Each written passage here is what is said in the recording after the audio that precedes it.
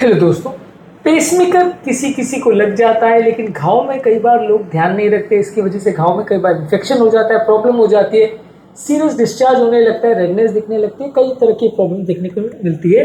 तो आज हम बात करेंगे, अगर पेसमेकर आपका हो गया तो घाव के मामले में क्या क्या चीज़ें आपको ध्यान रखने की जरूरत है, क्या क्या प्रिकॉशन रखने की जरूरत है, क्या इंपॉर्टेंट डूज है और क्या इंपॉर्टेंट डोंट्स है घाव के संदर्भ में, इस पर बात करेंगे, ताकि ओवरऑल यदि पेसमेकर आपका हो भी गया तो आप घाव का प्रॉपर ध्यान रख सके और अपने आपको इन्फेक्शन और दूसरे प्रॉब्लम से बचा सके। आज का टॉपिक है पेसमेकर यूज में डूज एंड डोंट्स। टॉपिक पर जाने से पहले लोग हमारे चैनल पर नए हैं, मैं रिक्वेस्ट करूंगा कि चैनल को सब्सक्राइब करें, वीडियोस को फ्रेंड्स फैमिली के साथ शेयर करें, क्योंकि कंटेंट किसी की जिंदगी बचाने, बदलने और हेल्दी बनाने के लिए हो सकता है।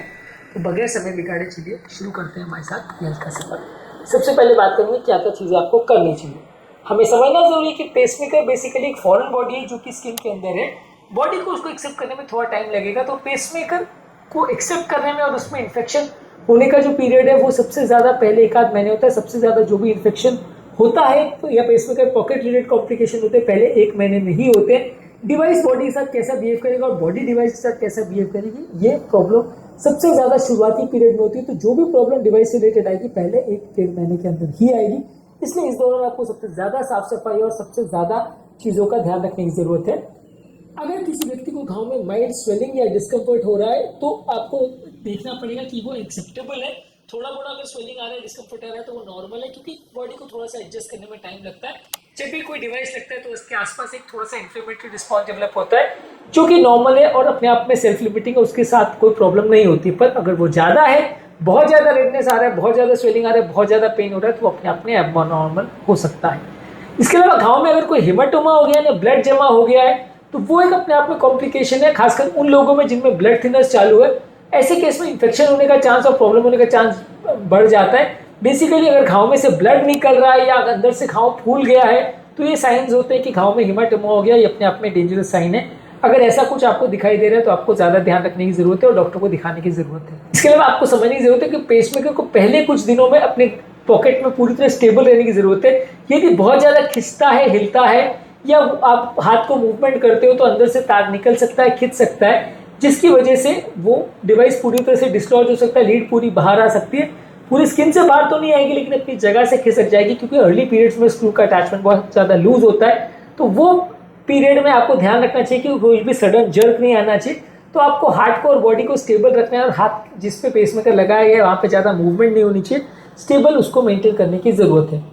इसके अलावा अगर किसी व्यक्ति को वहाँ पे कोई इन्फेक्शन हो गया है, जैसे घाव में अगर कोई रेडनेस हो रही है, पस हो रही है, तो वो अपने आप में काफ़ी डेंजरस होता है, क्योंकि उस पॉकेट में अगर इन्फेक्शन हो जाती है तो कई बार पूरा सिस्टम को निकालना पड़ता है और कई बार सिर्फ कीटाणुनाशक दवाइयों से भी काम नहीं चलता है। तो डिवाइस के एरिया में अगर इन्फेक्शन हो गया है तो बहुत डेंजरस माना जाता है।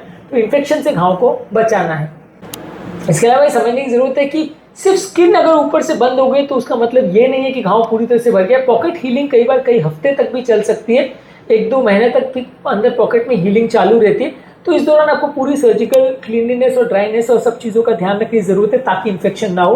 पहले 1-2 महीने तक घाव भरने में टाइम लगता है, तो आपको ज़्यादा देर तक ध्यान रखने की जरूरत है। ऐसा नहीं कि शुरुआत में स्किन भर गई और घाव ऊपर से भर गया, ठीक ठाक दिख रहा है तो 10-5 दिन में सब ठीक हो गया, वैसा नहीं है। घाव को पूरी तरह से हील होने में और भरने में कई हफ्तों का टाइम लग सकता है।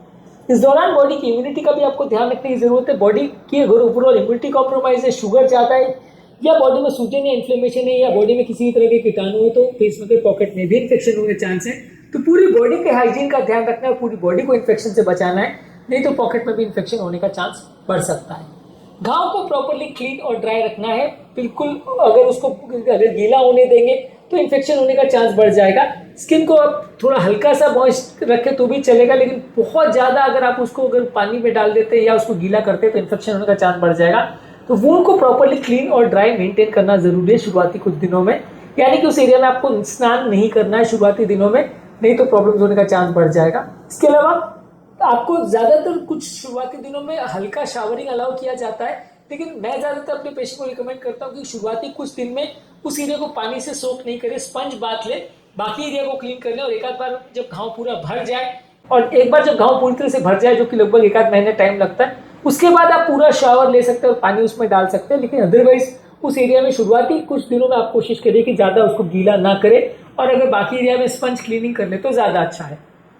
इसके अलावा जब आप शोल्डर में उसको इम्प्लांट करते हैं तो शोल्डर की मूवमेंट एटलीस्ट 2 से 4 हफ्ते तक लीड डिस्प्लेस ना हो जाए, इसके लिए बहुत ऊपर तक नहीं करना है, यानी पीठ की तरफ हाथ को लेके जाना या मिड लेवल से और ज़्यादा ऊपर उठाना या सर की तरफ लेके जाना, वो सब नहीं करना है, क्योंकि इससे लीड के खींचने का चांस और निकलने का चांस ज़्यादा रहता है। तो शुरुआत के 2-4 हफ्ते पेशेंट की मूवमेंट उस हाथ की थोड़ी रिस्ट्रिक्टेड रहनी चाहिए। ज़्यादातर हम एक शोल्डर स्लिंग पेशेंट को लगवा देते हैं, जैसे फ्रैक्चर में लगाया जाता है, जिससे कि मूवमेंट बहुत ज़्यादा रिस्ट्रिक्ट नहीं हो। कई पेशेंट में ऐसा होता है कि सडन मूवमेंट की वजह से लीड निकल जाती है, तो पूरा प्रोसीजर एक तरह से वापस करना पड़ता है।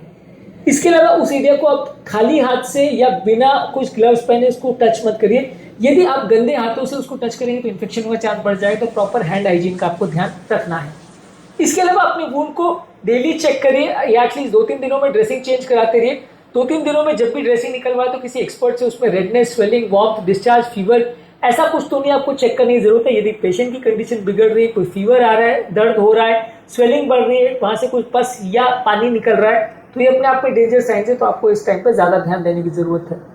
डॉक्टर ने अगर आपको घाव के भरने के लिए कुछ अगर प्रॉपर दवाइयाँ लिखी हैं तो उसका आपको प्रॉपर ध्यान रखने की ज़रूरत है। ये दवाइयाँ प्रॉपर हीलिंग के लिए, कॉम्प्लिकेशन को कम करने के लिए ज़रूरी है। जैसे डॉक्टर ने प्रिस्क्राइब किया वैसे मेडिसिन को लेते रहना ज़रूरी है। इसके अलावा लूज और कंफर्टेबल कपड़े पहने। यदि आप बहुत ज़्यादा टाइट फिटिंग के कपड़े पहनते तो उससे कई बार दर्द वगैरह हो सकती है, तो प्रॉपर लूज और कंफर्टेबल फिटिंग के कपड़े पहनिए। इसके अलावा रेगुलर फॉलोअप्स और डिवाइस चेक करते रहिए, देखने के लिए कि पेसमेकर बराबर काम कर रहा है कि नहीं। उसके लिए डिवाइस का इंट्रोगेशन करना एटलीस्ट 1-2 महीने में जरूरी है। तो यहाँ तक हमने बात करी क्या क्या चीज़ें करनी चाहिए, अब बात करेंगे क्या क्या चीज़ें नहीं करनी चाहिए।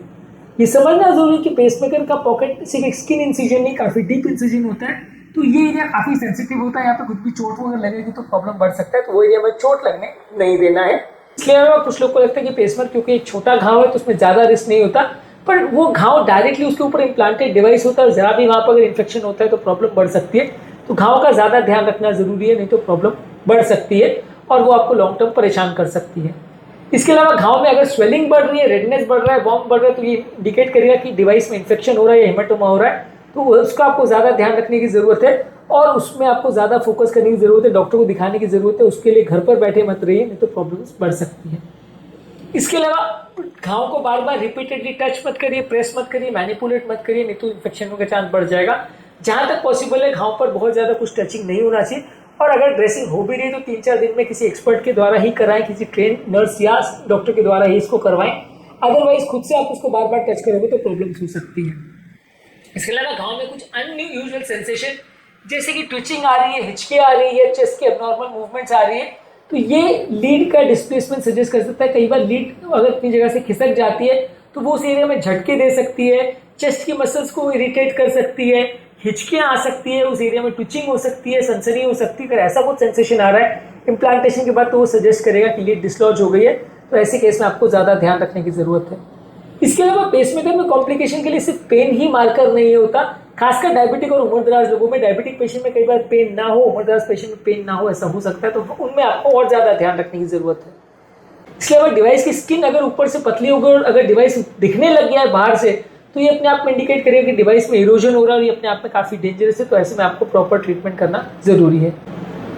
इसके अलावा कई बार एक घाव में कुछ इन्फेक्शन या प्रॉब्लम कई हफ्तों और महीने बाद भी हो सकते हैं, तो उसके दौरान भी आपको ध्यान देते रहना जरूरी है। इसके अलावा घाव में कुछ प्रॉब्लम्स कई दिनों और हफ्तों के बाद भी हो सकती है, कई महीनों बाद भी हो सकती है, तो घाव का कंटिन्यूस ध्यान देते रहना जरूरी है।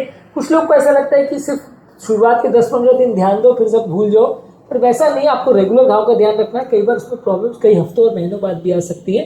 जो अफेक्टेड आर्म है जहाँ पे पेसमेकर लगाया गया है वहाँ पे सडन आर्म मूवमेंट्स नहीं होनी चाहिए, भारी वजन नहीं उठाना चाहिए एटलीस्ट पहले कुछ हफ्तों में, नहीं तो वायर के डिस्प्लेसमेंट होने का चांस ज़्यादा है।